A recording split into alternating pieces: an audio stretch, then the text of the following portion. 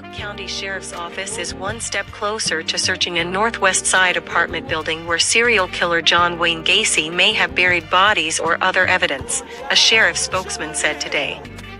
The Cook County State's Attorney's Office gave its approval late Friday to the Sheriff's Office's request to obtain a search warrant for the apartment building in the 6100 block of West Miami Avenue where Gacy's mother once lived and Gacy once worked as a maintenance employee, Sheriff spokesman Frank Bilecki said. Speculation about this property has been out there for many years, Bilecki said. This whole Gacy case has taken so many different twists and turns, so being able to close a chapter of it at this property would be nice.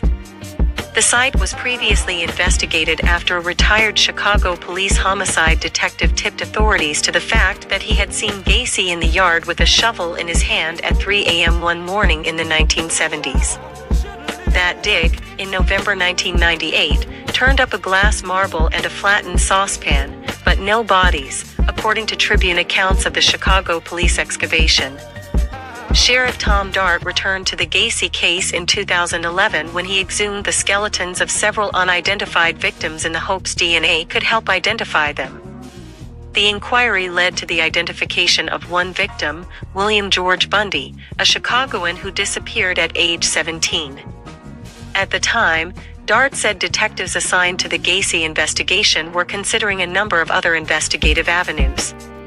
Last March, the state's attorney's office denied a request from the sheriff's office to reinvestigate the Miami Avenue site, saying the sheriff's office did not have probable cause to obtain a warrant. Sheriff's investigators have gathered more evidence since then, which led to approval from the state's attorney's office on Friday, Bilecki said. Still, any work at the site is likely weeks or even months away, Bilecki said. A judge still must sign off on the warrant, and the sheriff's office will have to enlist the help of the FBI and private companies to search the property, he said.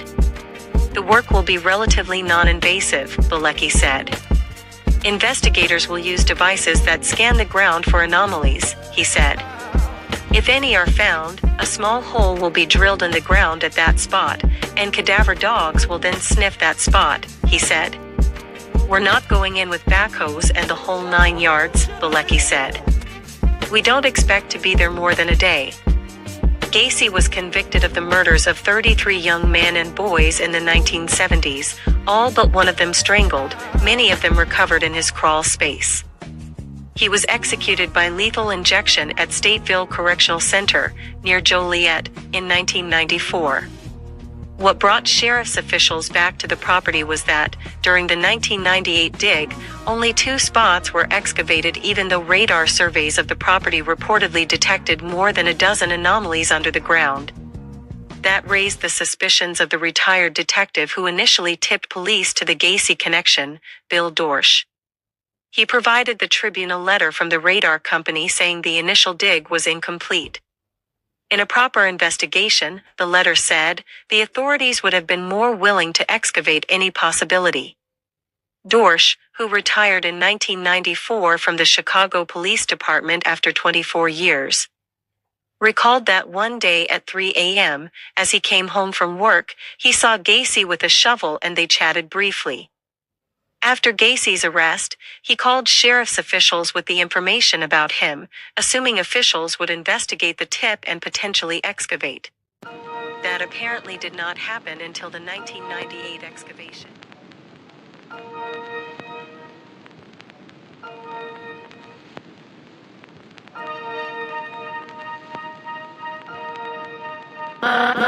Life's so cold.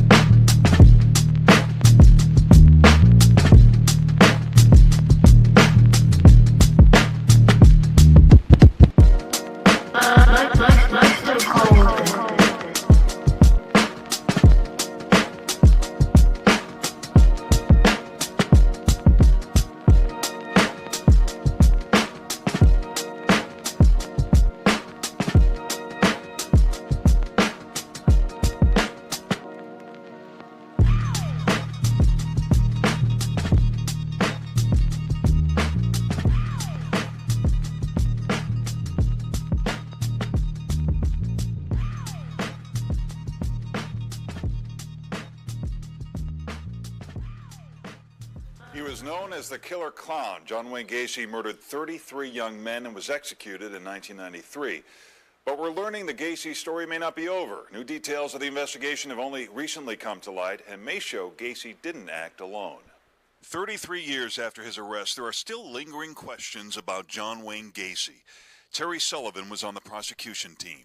I felt that from the beginning that there may be loose ends. It was such a huge case, and especially at the time. The idea of a Gacy accomplice was raised from the beginning by Jeffrey Rignall. He is one of a few people who survived Gacy's attack. He said another man was at Gacy's home the night Gacy raped him. Attorneys Robert Stevenson and Steve Becker have been trying to help families of victims find answers. They've been getting tips from the public, and they've uncovered information that they say shows someone else may have been involved in some of the killings. There is significant evidence out there that suggests that not only did John Wayne Gacy not operate alone, may not have been involved in some of the murders, and the fact that he was largely a copycat killer. For this story, we're focusing on two of Gacy's victims, Russell Nelson and Robert Gilroy. September 15th, 1977. Gilroy sends a letter to his girlfriend from a mailbox not far from Gacy's home. Then at 6 p.m. that same day, Gilroy is supposed to meet other kids at a bus stop for a trip to equestrian school. But he never shows up. He was never seen again. But according to Gacy's receipts in court records, Gacy's plane ticket shows he flew to Pennsylvania September 12th and didn't return until the night of the 16th, the day after Gilroy was last seen alive. Could someone have been helping Gacy? Listen to this recording of a phone conversation between Gacy in prison and a friend in Chicago. Well, I wasn't even in Illinois when 16 of these so-called individuals disappeared. A month later, October 1977, Russell Nelson disappears. According to testimony from his mother, Russell went to a disco on North Broadway with a friend who was several years older. The friend called the family to say Nelson just disappeared outside the disco, and that he would look for him if they'd send money. He called me 2 or 3 times a week and threatened me for money. He said he was staying down here to look for my son. Russell Nelson's brothers went to Chicago to look for Russell and met with the friend who was asking their mother to send money to help search for Russell. The friend offered Russell's brothers a job with John Wayne Gacy. Russell Nelson's sister-in-law recently told us the family is anxious for answers. I would like to have if anybody else is involved in it, they brought to justice for what they have done to him. Or it could have been somebody else out there. And another possible connection to Gacy. It turns out a few months before Russell Nelson disappeared, Gacy did work at a drugstore just blocks from where the friend lived. I think it tells us that John Wayne Gacy was using other individuals to procure young boys over state lines. According to Becker and Stevenson, the friend is still alive and now living in another state. If in fact Gacy had other accomplices or people who knew something that was going on, those people should be brought to justice. It's scary in and of itself that there may be others out there. There's something else mysterious about the cases of Robert Gilroy and Russell Nelson. While Gacy was known to use a rope and board to strangle his victims, the autopsy reports for Gilroy and Nelson show they died from asphyxiation from suffocation, not strangulation. The report says that each had cloth in their mouths. They claim that I strangled each and every one of them. Look at your strangulation. Put a rope around their neck and strangle them after they were handcuffed. If that's so, then how come the autopsy reports don't match that? Which tells you there had to be more than one person. In fact, 13 victims were listed as suffocation. Another serial killer case may offer insight to Gacy's mode of operation. In Terry Sullivan's book, Killer Clown, a detective asks Gacy where he got the idea for the torture board. Gacy replies, from Elmer Wayne Henley. Henley and another boy helped serial killer Dean Corll, whose case has a lot of similarities with Gacy. Corll abducted, raped, tortured, and murdered 28 boys, mostly teenagers, in the early 1970s in Houston.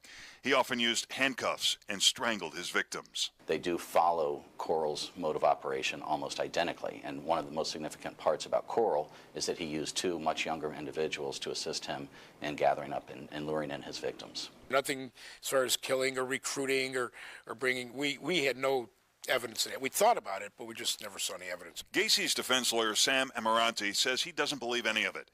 He says Gacy confessed to everything early on, and after years in prison, began to change his story. I used to talk to Gacy about maybe somebody else committed the offense. Maybe Gacy was in some sort of stupor or drug state or alcohol state and didn't know what was going on around him. And we sort of would plant a seed in John's brain as to what happened. He would look at us and say, maybe you're right. Maybe that's really what happened. Becker and Stevenson will be taking their case to law enforcement. These individuals did end up in Gacy's crawl space. So we're just looking to find out the whole truth about these cases, and we followed these leads to this point. If these individuals were working with John Wayne Gacy to procure young boys, they should be held to justice. The scope of the Gacy case is as complex as it is disturbing. And after 3 decades, there are still questions that haunt investigators, as well as the families of victims still looking for answers. Becker and Stevenson say they will be meeting with Sheriff Dart today to discuss their findings. Sheriff Dart says he continues to gather information and follow up on leads pertaining to the Gacy case. Let's throw it to Jim Ramsey now for a look at the weather. Hey, Jim. Hi there. We've got the Friday forecaster with us today. This is Adria Henley. Near 81st in Ashland. Bowling was convicted of aggravated DUI, reckless homicide, and leaving the scene of an accident. Bowling could get 15 years in prison. We recently told you about 2 lawyers investigating possible accomplices to serial killer John Wayne Gacy. After our story last week, more tips have been coming in, including information about a man in Gacy's inner circle. At the time of the Gacy case, investigators were suspicious that he knew more than what he was telling. Now new information has them taking a second look. John Mowry was a 19-year-old Marine when he disappeared in September of 1977. His friends tell WGN that one of John Wayne Gacy's construction workers moved in with Mowry 4 days before Mowry disappeared. Mowry's friends kept returning to his apartment hoping to find him. We contacted him trying to find out where John was at, and he'd be upset. He was glad that John was gone. He seemed like he had a little bit of a temper. He would get mad easily. Very odd. We were afraid of him. One day, the friends say the worker was drinking and smoking marijuana when he made a shocking revelation. He told us that he knew about a location where there were a bunch of dead bodies that nobody knew about, not even the police, which I remember very clearly because he said this with such a terrible smirk on his face. We left after that and felt that he still knew something about John's disappearance that he wasn't telling us. During the course of that time, this individual remained at Mowry's house and, in fact, tried to give away Mowry's dog, said he was glad John was gone, and then suddenly disappears himself. The worker was one of several who had access to Gacy's home office. The worker told investigators he dug trenches in Gacy's crawl space. He said Gacy told him the trenches were for pipes. He claimed he knew nothing about bodies being buried there, but officials were always suspicious. How could he be so close to Gacy and not know? In this audio recording between Gacy in prison and a friend in Chicago, Gacy says many of his workers had keys to the house.